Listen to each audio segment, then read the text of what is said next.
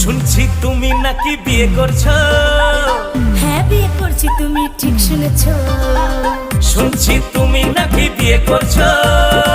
হ্যাঁ বিয়ে করছি, তুমি ঠিক শুনেছো। ছেলে নাকি বড্ড কালো, নামছে তার কালুয়া। কাজু বাদাম দিলে ভালো লাগে হালুয়া, আর সরকারি চাকরি থাকলে যতই হোক না কালুয়া। কাজু বাদাম দিলে ভালো লাগে হালুয়া, আর সরকারি চাকরি থাকলে যতই হোক না কালুয়া।